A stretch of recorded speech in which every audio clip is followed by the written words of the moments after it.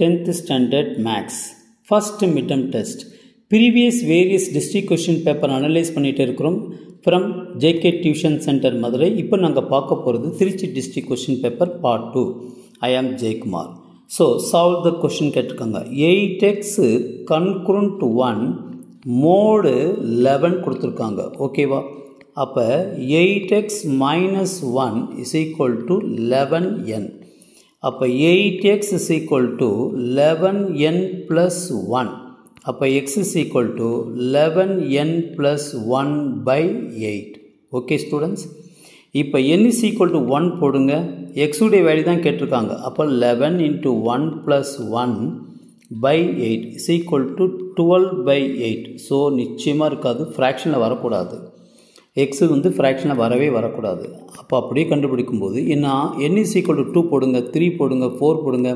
அப்போ n is equal to 5 போடும்போது x is equal to 11 into 5 plus 1 by 8 which is equal to 55 plus 1 by 8. So 56 by 8 which is equal to 7.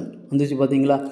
அடுத்த என்னுடைய value ஈஸியாக கண்டுபிடிக்கலாம். இது ரெண்டும் நீங்கள் ஆட் பண்ணனா என்னுடைய வேல்யூ கிடைச்சிடும். அப்போ n is equal to ஈஸியாக கண்டுபிடிச்சிடலாம். 13 போடுங்க. So n is equal to 13.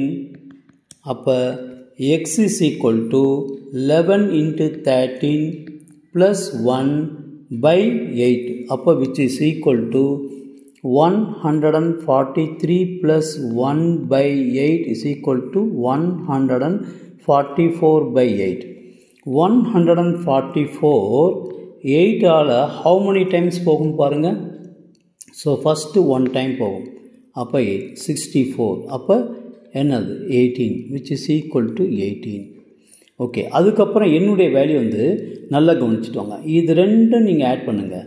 So n is equal to வரணும்னா 13 plus 8 is equal to என்னது 21. இப்போ x is equal to 11 into 21 plus 1 by 8 என்ன வருது பாருங்க.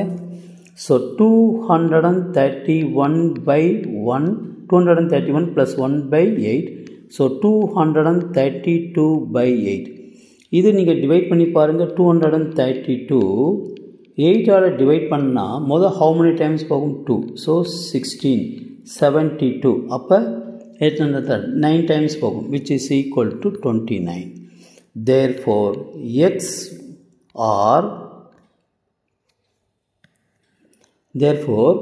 x values are x is equal to 7, 18, 29.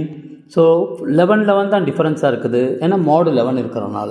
So அடுத்த நம்பர் என்ன இருக்கும் 40 and so on. Thank you students.